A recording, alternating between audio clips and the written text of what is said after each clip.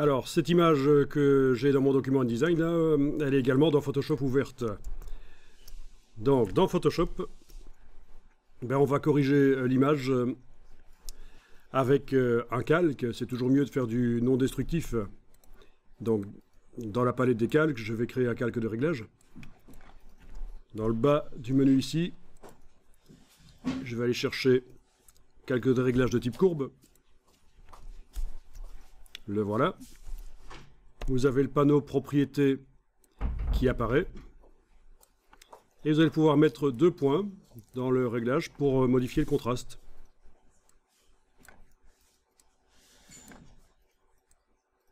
Parfois c'est pour enlever du contraste. Parfois enlever du contraste donnera un meilleur résultat. Je pense que dans le cas de mon image ici, je pense que faire une courbe en forme de S inversée va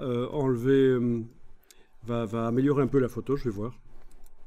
Ouais, il me semble que c'est quand même mieux quand c'est un peu moins contrasté en fait.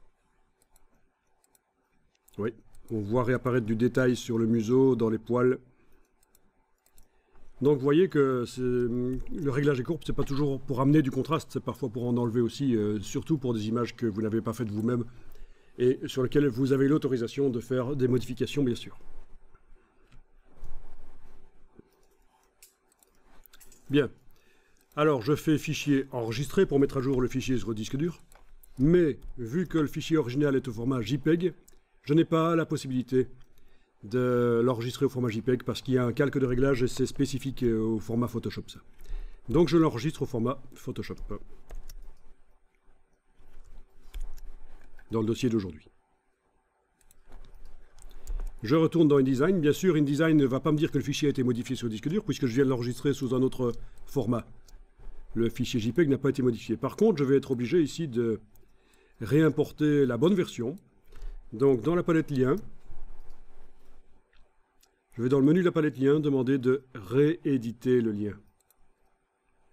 Je vais aller chercher la version PSD. Donc, c'est celle qui a été faite à 11h51. Voilà. Donc, je vais la chercher, ouvrir. Voilà. Et donc ça, c'est la version PSD, avec la correction. À partir de là, bien sûr, si je retourne dans Photoshop et que je fais d'autres corrections, pour l'exemple un peu plus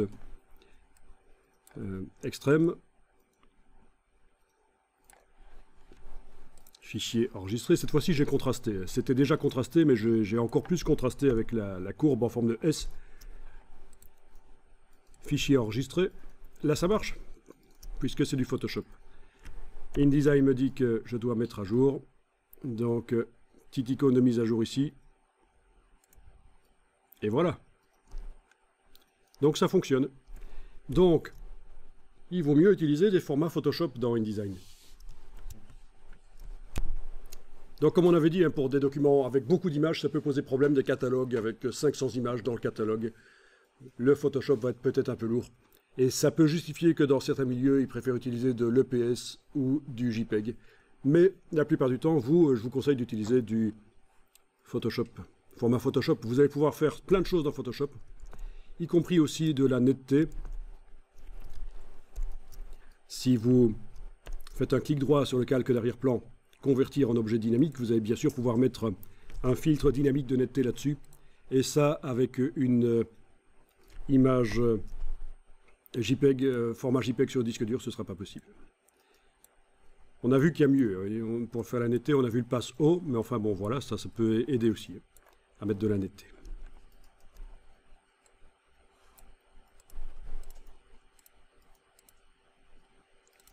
Voilà, et le filtre de netteté apparaît dans la palette des calques.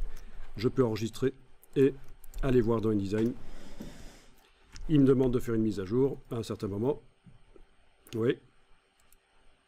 Et voilà, je fais la mise à jour. Alors attention, je vous l'ai déjà dit, pour l'impression offset, il vaut mieux que les images soient pas trop nettes, il vaut mieux qu'elles soient un peu floues.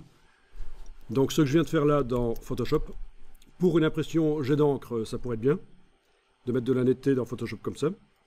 Mais pour une impression offset, vous allez perturber le processus de création de la trame.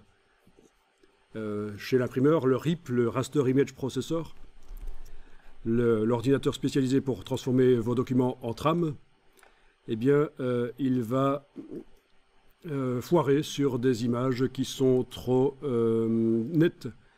Donc, gros piège, ça peut apparaître bien sur l'écran et à la sortie, ça va être tout dentelé des images pourries. Il y a peu de gens qui savent que ça veut dire ça, en fait, le RIP.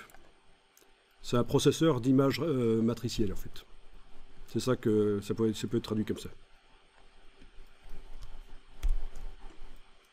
Les images matricielles, c'est les images en rangées de pixels verticaux et horizontaux, en fait. Mais on appelle ça en général des images bitmap, on utilise le terme anglais pour matriciel. Ok, donc l'accentuation ici, je vais l'enlever. Je vais même carrément la jeter, le filtre dynamique, carrément le jeter. Voilà. Alors, regardez ceci. J'ai mis un réglage de courbe sur l'image dans Photoshop pour contraster les choses. Et ça modifie beaucoup les couleurs. Petite astuce, on n'a pas eu le temps d'en parler, j'en parle ici. À la place du mode normal, pour le réglage de courbe, pour le réglage, à la place du mode normal, si on met luminosité, les couleurs restent les mêmes, mais le contraste va changer. Donc je peux changer le contraste. Vous voyez que les couleurs ne deviennent pas super saturées. Ça, c'est une bonne astuce pour modifier le contraste sur une photo sans que ça modifie les couleurs. Il faut faire passer en mode luminosité le calque de réglage. Comme ça, il n'affecte que la luminosité.